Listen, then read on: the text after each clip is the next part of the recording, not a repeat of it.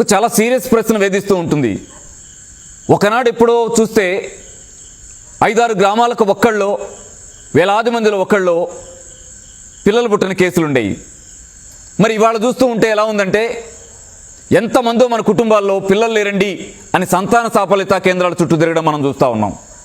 ఏంటిది, ఎందుకు ఈ సమస్య మనకు ఎదురవుతూ ఉంది అని గమనించాలంటే, పిల్లలు ఏమో మిలిటరీ మ్యాన్ లాగా ఉంటారు, అటు స్పెర్మ్ కౌంట్ ఏమో 0 ఉంటుంది.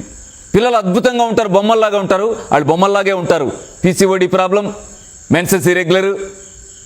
అంటే ఎందుకు ఈ సమస్యలు వస్తున్నాయి? హార్మోన్స్ ఇంబ్యాలెన్స్ అయ్యే పొజిషన్ వచ్చే సమస్యలు రోజు రోజుకి మన తెలుగు రాష్ట్రాల్లో ఎందుకు పెరుగుతున్నాయి? మరి వీటిని తగ్గించుకునే మార్గమే లేదా? ఎక్కడుంది అసలు మూలం? ఏది గమనిస్తే, ఏది సరి చేసుకుంటే, ఎక్కడ మనం జాగ్రత్తలు తీసుకోగలిగితే ఈ ఇబ్బందుల నుంచి మన జాతిని, మన తెలుగు రాష్ట్రాలని రక్షించుకోగలుగుతామని మనం ఆలోచించుకునే దశ ఒకటి వచ్చింది. గమనించండి. ఎవరి మీద ఆధారపడితే అది ఏమవుతుందంటే, ఇవాళ ఎంట్రుక నుంచి గోరు దాకా బిజినెస్ చేయగలిగేటువంటి శక్తులన్నీ కూడా మార్కెట్ నిండా ఉన్నాయి. ఆరోగ్యాన్ని, హెల్త్ని, శరీరంలో ఉన్నటువంటి ప్రతి అవయవాన్ని బిజినెస్ చేయగలిగేటువంటి శక్తులున్న మార్కెట్లో మనం జీవిస్తూ మనం ఆలోచించుకోవాల్సిన బాధ్యతలు మనకేమున్నాయని గుర్తుపెట్టుకోండి. మనం ఆలోచించకపోతే మన కోసం ఆలోచించడానికి ఎవరు సిద్ధంగా లేరు ఇక్కడ. ఎలా? నేను 2 విషయాలు మీ దృష్టికి తెస్తాను. ఒకటి, ఆనాడు లేని హార్మోన్స్ ఇంబ్యాలెన్స్ ఇంట్లో ఎందుకు వచ్చింది? పాపకి 13 ఏళ్ళు, మెన్సెస్ ఇంబ్యాలెన్స్ అవుతున్నాయి. పాప ఇంటర్ చేస్తుంది, మెన్సెస్ ఇంబ్యాలెన్స్ అవుతున్నాయి. పాప డిగ్రీ చేస్తుంది, పీసీఓడి ప్రాబ్లం ఉంది. పాపకు పెళ్లి చేసాం, పిల్లలు లేరు కాబట్టి మేము తిప్పుతా ఉన్నాం. ఏంటి ఈ సమస్యలన్నీ ఎక్కడున్నాయో తెలుసా?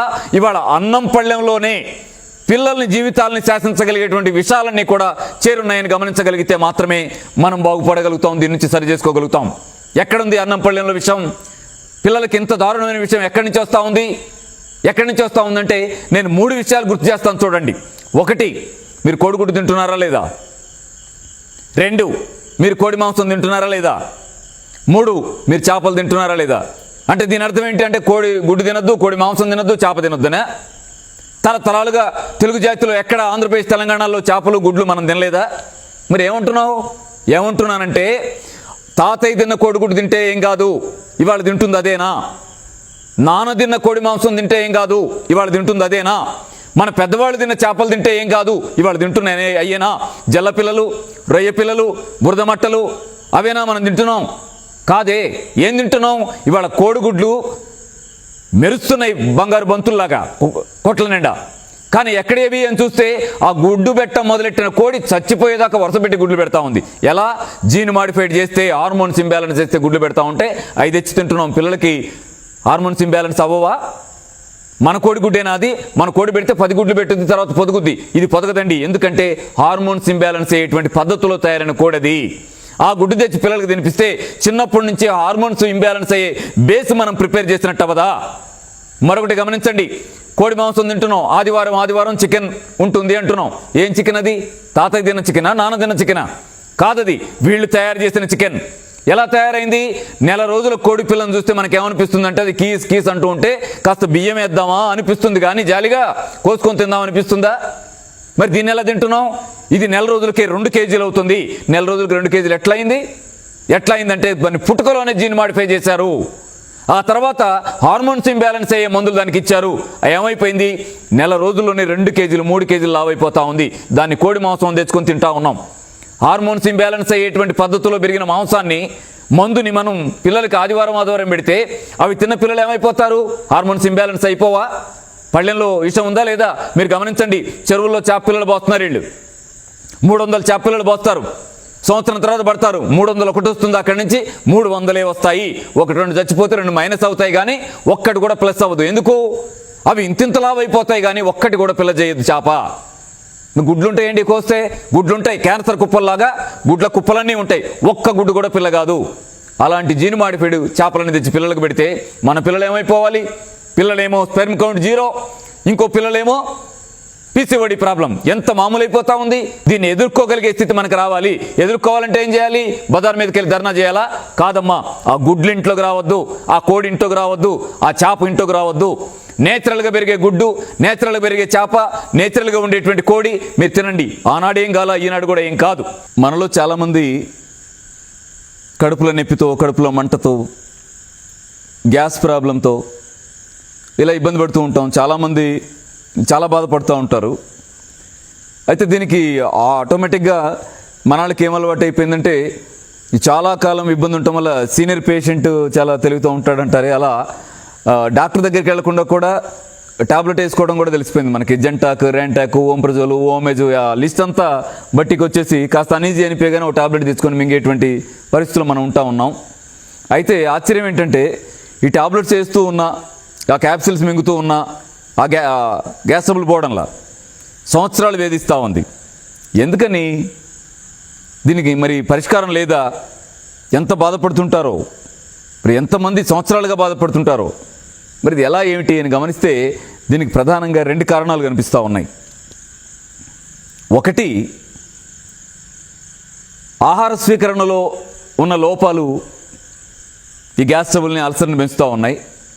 అలాగే రెండవది, మరి ఈ యుగానికి మనం ఉరుకుల పరుగుల యుగం, స్పీడ్ యుగం అని పేరు పెట్టుకుంటాం కదా, ఈ అతిగా ఒత్తిడి పడడం కూడా గ్యాస్ ట్రబుల్ని పెంచుతూ ఉందని దృష్టిలో పెట్టుకోవాల్సిన అవసరం ఉంది.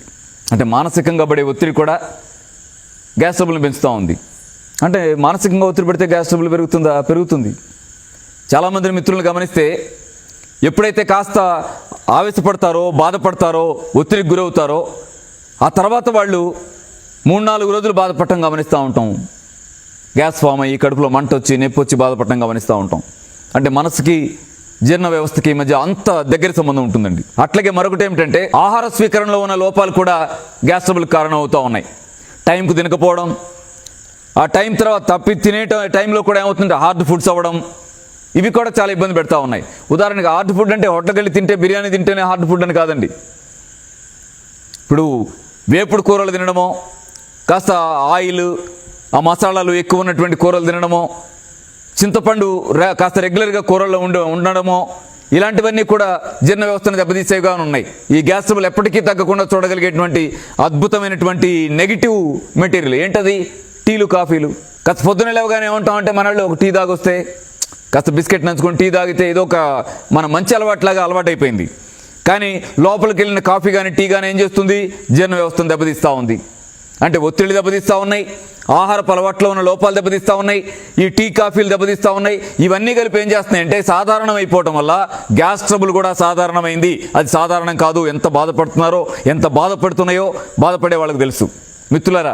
అందుకే సిద్ధార్థ యోగ విద్యాలయం నుంచి వాళ్ళు మేము ఏం చెప్పాలనుకున్నామంటే, గ్యాస్ ట్రబుల్ తగ్గాలంటే 2 జాగ్రత్తలు తీసుకోండి. ఒకటి, మానసిక ఒత్తిడిని తగ్గించుకోవడానికి మరి మీ కండిషన్స్ ఎలా ఉన్నాయో ప్లాన్ చేసుకోండి. దానికి సూటిగా ఒకటి అనగలం, మిమ్మల్ని ఇబ్బంది పెడుతున్న సమస్యను పరిష్కరించగలిగితే అప్పటికప్పుడు పరిష్కరించండి. పరిష్కరించలేరు, దీర్ఘకాలం వాయిదా వేయండి. ఎప్పటికీ సాధ్యం కాదు, వదిలేయండి. అట్లా తప్ప ఒత్తిడిని తగ్గించుకోవడానికి మరో మార్గం లేదు, గమనించండి. అట్లాగే మరొకటి, ఆహారంలో హార్డ్ ఫుడ్ లేకుండా చూసుకోండి. హార్డ్ ఫుడ్ వల్ల మనకు వచ్చే ఇబ్బంది నుంచి బయటపడడానికి నేను చిన్న డైట్ ప్లాన్ చెప్తాను చూడండి. పొద్దున లెగ్గానే 2 గ్లాసుల మంచినీళ్ళు గోరువెచ్చగా తాగండి. తర్వాత మళ్ళీ 2 గ్లాసులు గోరువెచ్చ మంచినీళ్ళు తాగండి. ఆ తర్వాత రోజంతా ప్రతి గంట గ్లాస్ ప్లాన్ చేసుకోండి. అయితే గంట గ్లాసులో 1 గంట గ్లాసు మంచినీళ్ళు అయితే మరో గంటకు మజ్జిగ అవ్వాలి. అలా రోజు మొత్తం మీద సుమారు 7-8 గ్లాసుల మజ్జిగ తాగేలాగా చూడండి. అవసరమైతే బాగా ఇబ్బంది పెడుతూ ఉంటే మీరు తినే ఆహారంలో ఉదయం తినే ఫుడ్, రాత్రి తినే ఫుడ్ 2 కూడా పెరుగన్నం అయ్యేట్టుగా చూడండి. ఇబ్బంది ఏం లేదు. అంటే ఫైబర్ లేదు కదా, ఫ్రీ మోషన్ రాదేమో, 2 రోజులకు 3 రోజులకు ఇబ్బంది ఏం రాదు. హాయిగా ఉదయము పెరుగన్నమే, రాత్రి పెరుగన్నమే తీసుకోండి. మధ్యాహ్నం మాత్రమే ఆ కూరతో తీసుకోండి. అది కూడా ఏం చేయండి, ఉప్పు, కారం, నూనె బాగా తగ్గించి కాస్త చప్పగా, మీకు నచ్చిన కూరే కానీ చప్పగా తీసుకొని తినండి. అలాగే ఇంకా మీరు మరో పని చేయాల్సి ఉంటుంది. ఏమిటది అంటే, మీరు రాత్రి ఆహారం అంటే ఫ్రూట్స్ అని పెట్టుకోగలిగితే ఇంకా చాలా తేలిగ్గా మీరు గ్యాస్ ట్రబుల్ నుంచి బయటపడగలిగే అవకాశం ఉంటుంది. మందు లాంటి చిట్కా ఒకటి చెప్తాను. పొద్దునే టిఫిన్కి ½ అన్ అవర్ ముందు పుదీనా, కొత్తిమీర, తులసాకు తీసుకోండి. జ్యూస్ పలసగా చేసి దాంట్లో తేనె నిమ్మరసం యాడ్ చేసుకోండి. అలాగే సాయంత్రం పాలకూర, కరివేపాకు జ్యూస్ తీసుకోండి. అది కూడా పలసగా చేయండి. దానిలో తేనె నిమ్మరసం యాడ్ చేయండి. మీకు గ్యాస్ ట్రబుల్ తగ్గించడంలో ఎంత బాగా పనిచేస్తాయో. మీ గ్యాస్ ట్రబుల్ని తగ్గించుకోవడానికి మీరు డెసిషన్ తీసుకోగలిగితే, ఒక 2 నెలలు జాగ్రత్తగా ఉండగలిగితే అది తగ్గిపోయింది అనుకోండి, మళ్ళీ మీ జోలికి రాదు.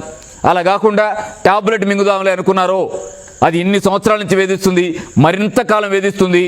ఇంకా దీర్ఘకాలం ఉన్న సమస్య దేనికి దారి తీయచ్చు?